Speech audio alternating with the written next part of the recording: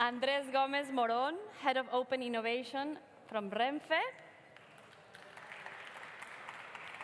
Ana Méndez de Andés from Urbanist.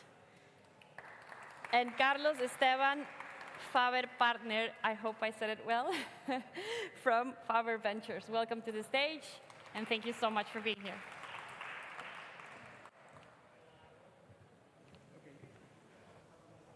Does it? Yeah, perfect. Brilliant. As we are very short in time, they already did the introduction. That means I don't have to read anything. People are introduced. The context is perfectly written and spoken. So in that sense, we go straight to the questions. We have 25 minutes, 4 people, 3 questions, 3 minutes per question per person.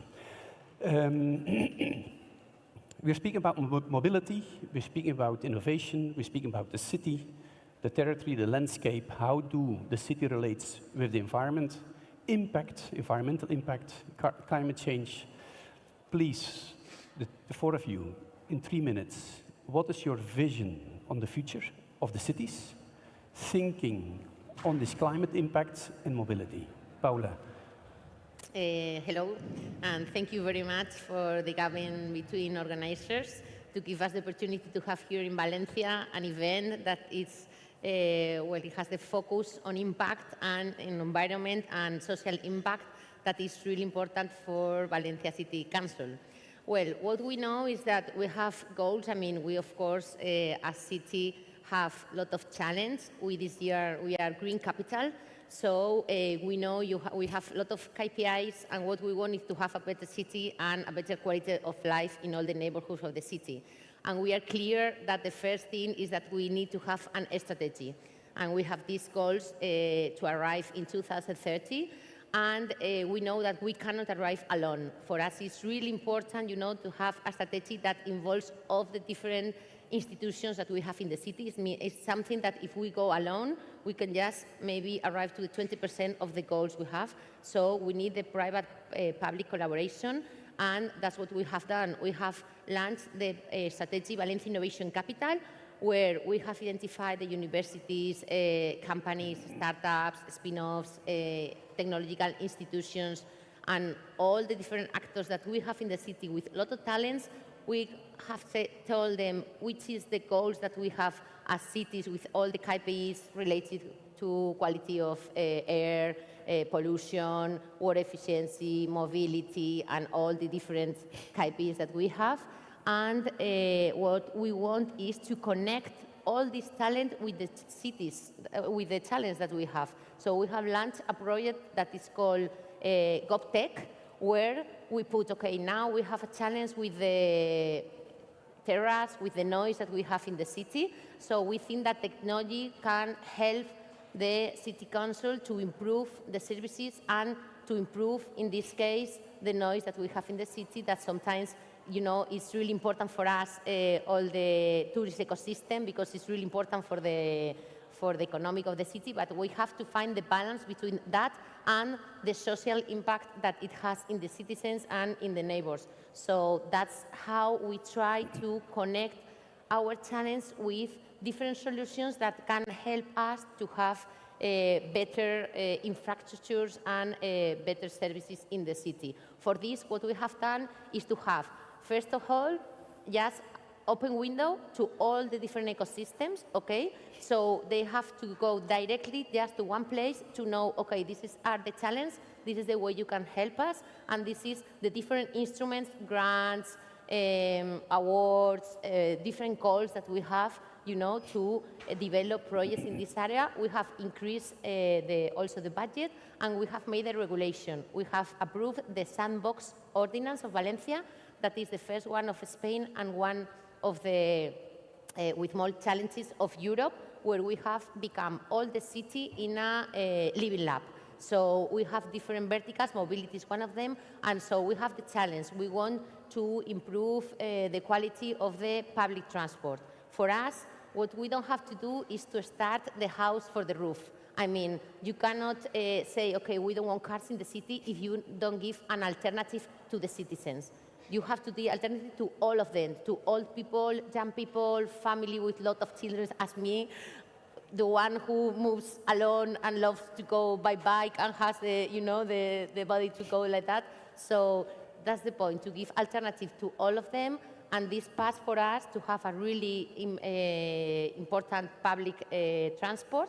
We have increased all the lines that arrive to the center, and this has to be, of course, sustainable. So what we are doing is investment in electricity, you know, trying to have all hybrid or electric buses in the city. And with this, of course, we continue with the pedestrian areas, we continue with the bike lanes, we continue with the different type of mobility, so we can give alternative to all of them. So when we have this project, we create like a hub that we want. We have this challenge, how we can go further. We don't want to go alone, we want to go to the private sector with the talent, with the companies that are working there, and together develop projects that we can implement in the city, we can make the pilot, we can measure them, because it's really important to know, you know, all the KPIs and the results of every pilot that we do in the city, and when they have a really important result, then we invest and we scale it to the rest of the city and we become it a public policy.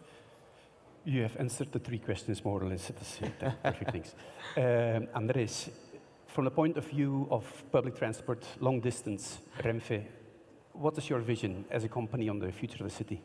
Well, first of all, thank you very much for the invitation. It's amazing to be in this roundtable with these ponents. I'm Andrés, Head of Open Innovation at Renfe. It's our first time here in Valencia, in the gap in between, and we are surprised with the quality of the conversation and the quality of the entrepreneurs that we have the opportunity to meet before. I guess Renfe, most of you know about our how we work, how we transport people, but I lead specifically TrendLab. TrendLab is an open innovation program that connects startups with an innovative idea with a business area of our company that needs to solve some kind of challenges. We started this program in 2018. We have accelerated more than 22 startups with more than 1,100 applicants. And our program is a 6-month program accelerator where we help to connect, to build a project between the business area and the startups. We focus on this collaboration. We are in the middle. We pay them 50,000 euros. We support them with our knowledge, and also with mentorship. And at the end of the program, we have a C-level committee where decide if we continue with the project. It's not only an acceleration program, it's more like a venture client model in terms of open innovation and corporate venturing. And in some of other numbers related with our program, more than 2 million invested in proof of concept, more than 4 million euros in signed contracts, which is not easy for a public company like ours. Actually, in the last year, we got a big achievement of invest in the equity of 2 startups that have participated in our program. Our approach is not financial. It's more like to try to get into Renfe knowledge and technology. And well, we are now in the process to select 4 new startups that are focused on technology like AI and quantum computing, for example, and in different verticals, customer experience, maintenance, fleet optimization. So we work in different verticals. Also, in other calls, we work with sustainability projects that maybe after this first introduction, I can tell you more about it. And in terms of our vision related with mobility, we see as a collaborative innovation, as a driver to boost mobility into verticals, sustainability and accessibility, which are part of our DNA. I'm fortunate to work in a public company with strong public services values. So for us in a department like ours, in an innovation department, it's easy to work with that. It's just to follow the path. Thank you.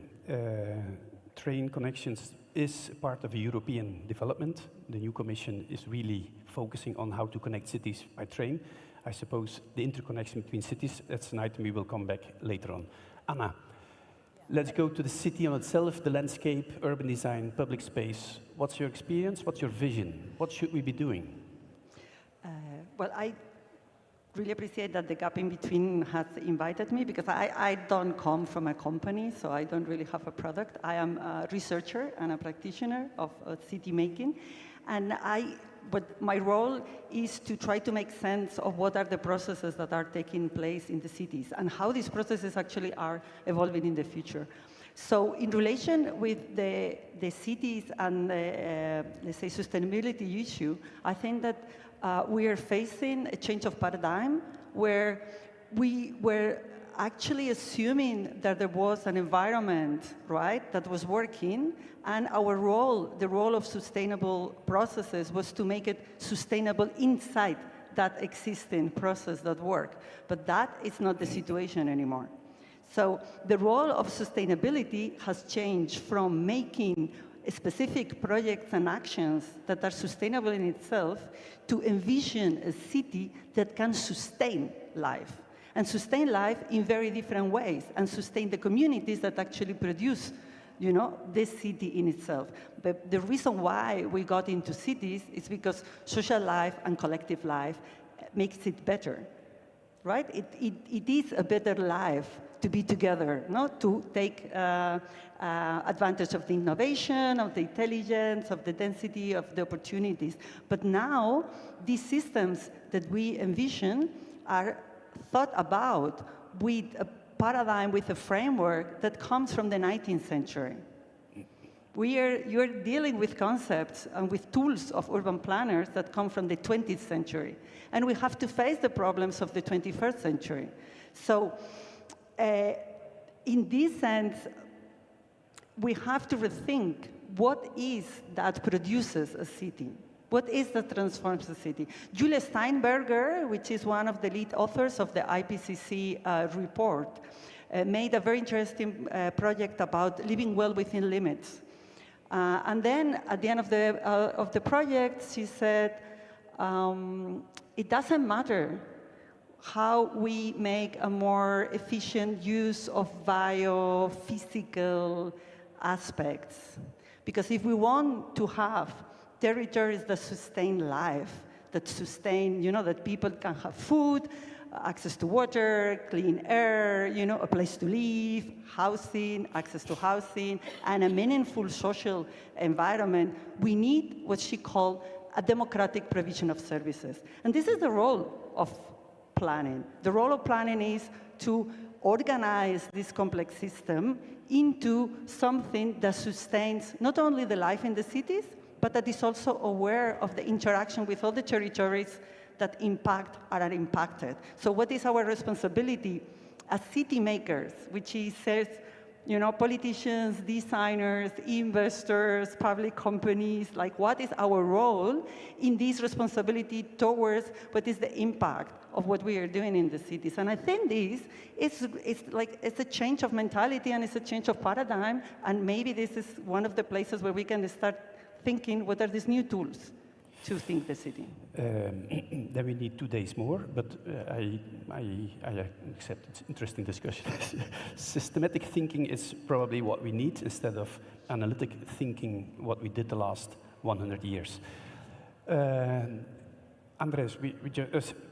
Carlos, you're expert in another environment, which is water, and you're an expert in leading startups and doing innovation. How do you look from your point of view to the cities? Mobility, the environment, the impact. What are your experiences? Just share the first thoughts that come to your mind. I think that cities are growing, so this means more people and more need for resources, more water, more food, more energy, more ways to be managed. So I think this is very, very important. For example, we need a lot of water for the cities. There is scarcity of water in Spain. We have invested, for example, in a company that promotes the ocean water desalination. Now the process is efficient. You take water from the ocean, 50% you become into fresh water to drink, the other 50% you return it to the ocean and increase salinity and have some problem for the local fish. This company is able to extract all the fresh water, and then the residue, the salt, could be used in the chemical industry and also to extract strategic metals like magnesium, for example. So this is one way to make the cities more sustainable. Another is to see the waste not as waste but as resources. For example, we have invested in a couple of companies that produce alternative proteins from agriculture and food residues. They are able to process it and then produce feed for animals or food for humans. And also in the part of transportation, I think is very important the transition to electrification and to hydrogen. To use hydrogen to produce electricity locally in the vehicle with a fuel cell, or to be combusted with a clean combustion that just produces water. Many things were said between the four of you. We spent 15 minutes for the first question and we have 10 minutes left, so I'm going to try to fit together the next two questions in just one. Let's focus purely on mobility and recognizing that we have a problem in the cities on noise, air quality because of old transport systems coming from the 19th, 20th century. What should we be doing to transform these cities so that mobility really is accessible for everybody? I mean, not excluding anybody, but economically viable, possible to invest and to transform. Every transformation of a city has a cost. I don't have to tell you that, Paula. I mean, innovation, transformation is costful. How can we do that? With a just transition for everybody, focusing on mobility, and probably putting into question the presence of a private car in public space. You may start, and then we go maybe to Ana, Andrés, and to Carlos. I don't know, yeah. I think for us, from the municipality, it's really important. The first thing is to have data, okay? This is the challenge. I mean, if you want to take decisions and you want to be efficient, you need to have data. So Valencia has a really good smart city platform. We have been the first in 2013 to have the smart city platform with the standard of the European Commission, with the standard Faber. That is like the brain of the city that we need to give a lot of data and to integrate the different services, I mean, mobility, but also with police, with pollution, you know, to have all the data integrated so we can have, you know, like a vision of how is the thing now in the city going on. And the next step is to the evolution from the smart city data to the digital twins. I think that it's really important to use the technology to take the current decisions. And for that, what we want is to have a virtual representation of the city, like of a neighborhood where you want to take decisions related to mobility, okay? And I think it's a challenge to know how it is going to affect to the traffic of maybe not that lane, but to all, you know, together like the city and the different lanes that we have, and be able to, in a virtual way, to know exactly what is going to be the results for the citizens that live there, but maybe in the neighborhood that's it's just next one, because, you know, they are all related, and try to be more efficient and reduce cost, looking and programming everything in this virtual way, so before you implement it in the street, you know the results you are going to have. So you can adapt what you are going to do with data, you know, before you implement it. That's the virtual twin city. We create something virtual, we learn, and we bring it to the reality. Anna, what's your experience from the process way of thinking? How do we solve the problem of transport occupation in the public space of transport, and what is she doing in the coming 10, 20 years? It's a great question, and it has like a short and a long answer. A short answer is that we know right now that the one thing that we have to do, like yesterday, is to stop fossil fuels. I think this is clear, right? So one clear answer of what is this future is the future without fossil fuels at all, in the streets, in the public space, in the industry, ever. Because the consequences are very dear, and we are seeing it. You know, there is a hurricane level 5 in Florida right now. So I think that the things that are at stake are very strong. But the longer question has to do with my previous intervention of how do we shift from a project, a city as a project, to a city as a process. And public space is a perfect example. I remember breaking through conversation I had with Álvaro Fernández Heredia. I don't know if you know him. He was the CEO of the public transport company in Madrid. Now he is the general secretary of sustainable mobility at the Ministry of Transport. And talking with Álvaro, he was saying Madrid, I'm sure Valencia as well, has a great, the best, mobility in Europe because it's a city where people walk a lot. So, okay, what are the infrastructures and what is the cost of having a good pedestrian street? Because you would say, okay, it's easy, right? You have a sidewalk, so people walk in the side of the street.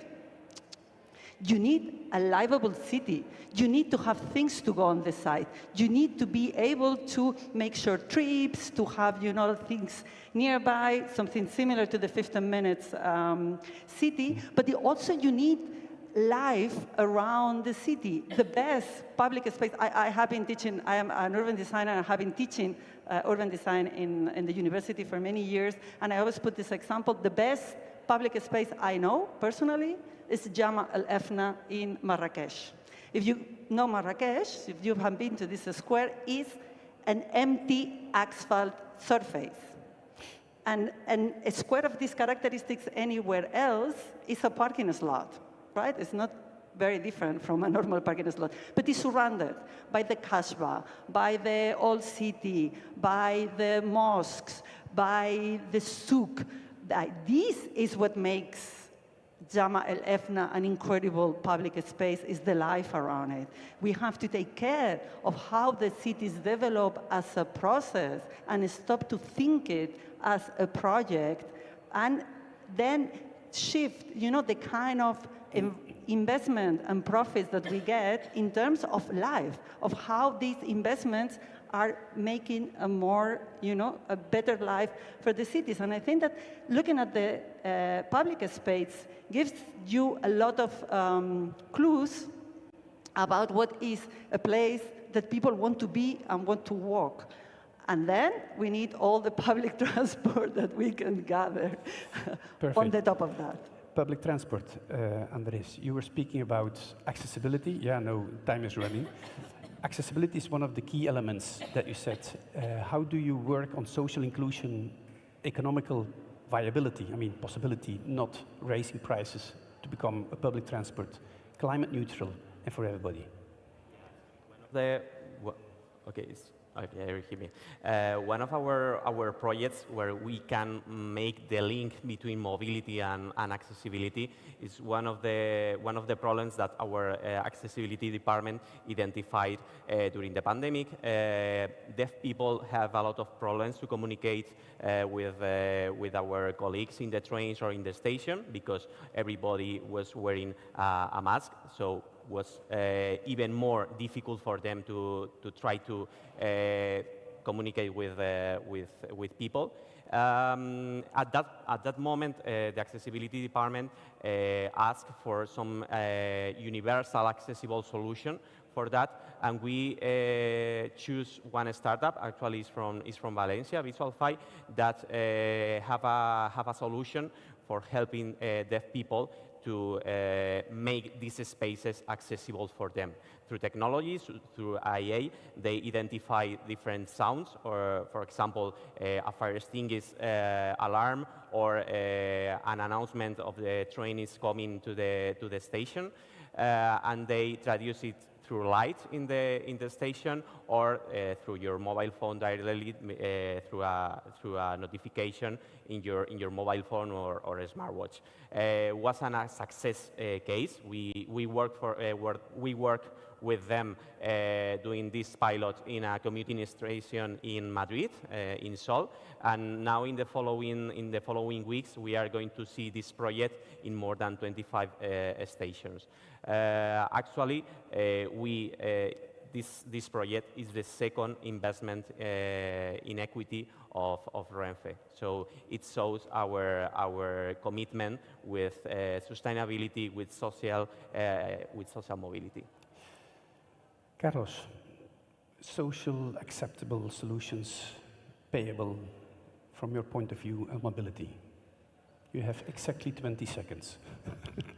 A little bit more. I think mobility as has been mentioned, is quite relevant, all the solutions about the city itself, but I think also the water part should be taken in account, especially in cities with river across all in coastal cities. Mobility there is very important, ferries, water taxis, that could be electrified also, so the same technologies that are being applied in the road can be applied there, and it's a way to descongestionate the traffic in the city using another alternative road that sometimes are much closer to the target that going by car. For example, Lisbon, the city is cut by the middle, by the Tagus River, the Tajo, or San Francisco, the Bay Area, you have this huge bridge, but you can go much faster, or Stockholm, you can go much faster by water with a boat than with the car and all the bridges and all the way that you have to go around. So these solutions should be implemented in parallel, should be kind of multimodal service of transport in the cities, and also not just for people, but then connection between cities and